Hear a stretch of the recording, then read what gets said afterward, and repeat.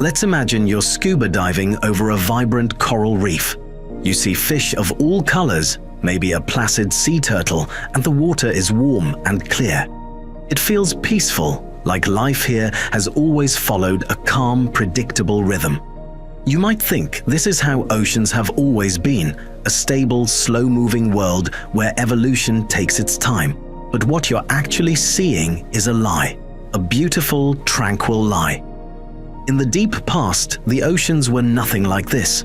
They were a brutal evolutionary boot camp where life was forced to innovate at a breakneck pace, creating the first super predators and unleashing an arms race so violent it would make a shark attack look friendly. This was a time when the rules of life were being written in real time, and the penalty for falling behind was immediate erasure. This is the world of the Cambrian Explosion, a period most people are totally unaware of because it happened over 500 million years ago, but its legacy is in every animal alive today. It was a window of time where evolution didn't just run, it went completely off the rails. And in this chaotic underwater world, the rules were simple: evolve a new way to kill or become someone else's lunch. So why did this explosion of evolutionary innovation even happen in the first place? To understand the Cambrian, let's take a look at the most blatant example of it, Anomalocaris. And I know what you're thinking because it looks like a science fiction monster, but this guy was very, very real. Anomalocaris, whose name literally means abnormal shrimp, was one of the first apex predators on Earth, a nightmarish creature that could grow over 3 feet long in a world where most animals were the size of a fingernail. Because of a sudden and dramatic surge of oxygen in the oceans, animals could now support larger, more active bodies that required more energy and more oxygen to run. But oxygen was just the fuel. The real spark, the match that lit the evolutionary fire, was the invention of the ultimate game changer, the eye. Anomalocaris was one of the first creatures to develop complex compound eyes with thousands of lenses, giving it crystal clear vision in a world that was mostly blind. For the first time ever, a predator could see its prey from a distance. It didn't have to bump into food to find it. It could hunt. It could stalk. Its body was a killing machine designed for this new visual world. It didn't have jaws because jaws hadn't been invented yet. Instead, it used a circular, pineapple-like mouth of serrated plates to crush and shred its prey. And to get that prey to its mouth, it had 2 monstrous, flexible appendages lined with sharp spikes that could snatch unsuspecting animals and shovel them in. When you're this advanced, you don't have any predators, so your body ends up being designed for the relentless hunt, not for hiding. But that still doesn't answer why the evolutionary change was so fast. And the answer isn't just in the new predators, but in the prey themselves. The moment one animal evolved hard armor for protection, another evolved stronger, sharper claws to crack it. This is the world of an evolutionary arms race, the first of its kind. And when you're in an arms race, you either keep up or you go extinct.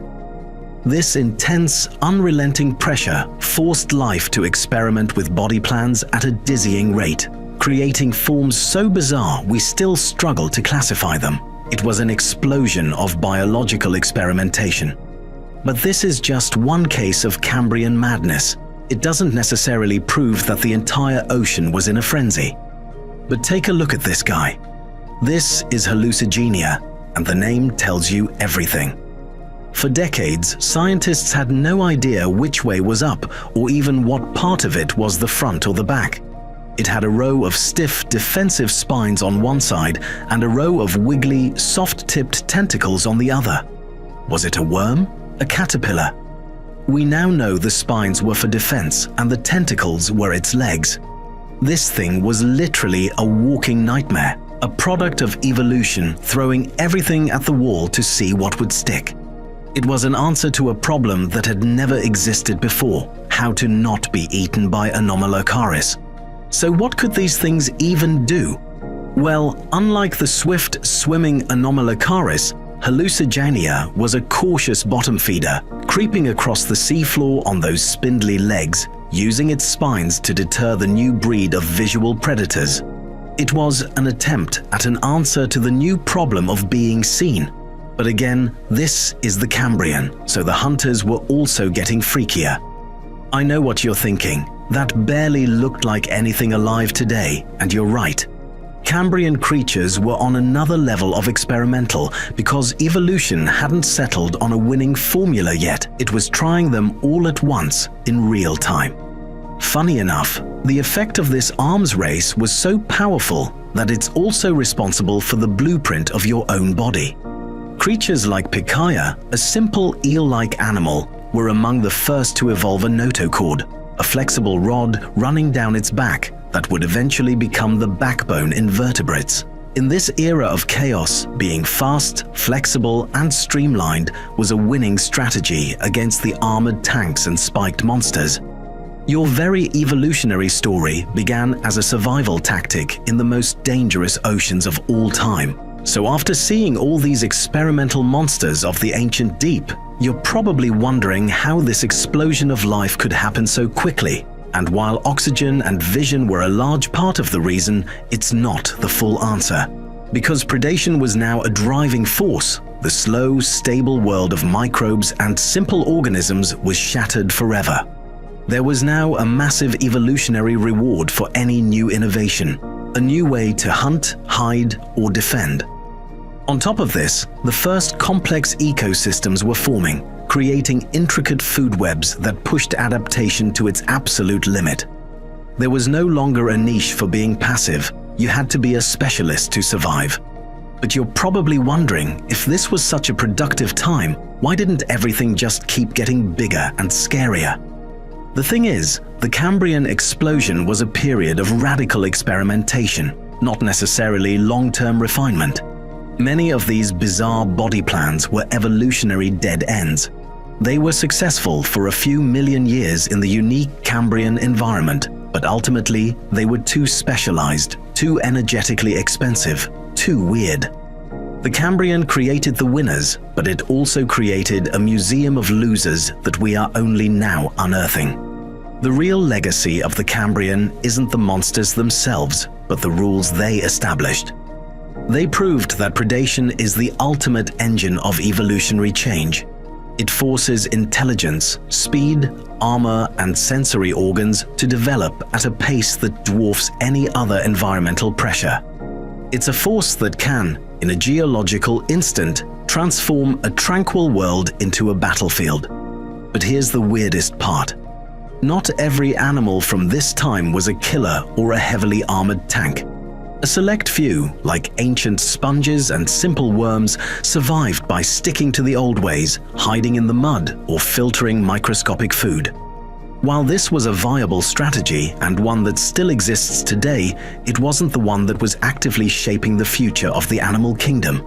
That was left to the killers and the ones smart enough to avoid them. When your world is a battlefield, evolving a weapon or a better defense is the only way to truly thrive and pass on your genes. And a weird side effect of this rapid evolution is that it didn't just change what evolved. It changed how fast evolution itself could occur. In the Cambrian, with so many empty ecological niches and so much intense predatory pressure, a single mutation that offered a slight advantage, a harder shell, a better eye, a faster way to move, could make a lineage dominant in a geological blink of an eye. This makes the Cambrian a unique flash in Earth's history, a sudden, brilliant, and violent burst of creativity that laid the foundation for all complex life to come. The speed was unprecedented, but that very intensity is exactly what makes it a closed chapter. When your entire ecosystem depends on rapid, chaotic change and empty space, it can't last forever. The moment the environment stabilized and all the niches were filled, the rules that built these monsters started to collapse. Because being an evolutionary test subject sounds really dynamic until the world settles down and the efficient generalist predators take over. Cambrian creatures had one massive weakness. They were built for a world of chaos and opportunity, not long-term stability. Their entire existence depended on an empty world ripe for the taking and an arms race with no end. Take that away, and the whole system calms down. The bizarre and experimental forms were slowly outcompeted by the more efficient, refined, and adaptable body plans that would dominate the next 500 million years.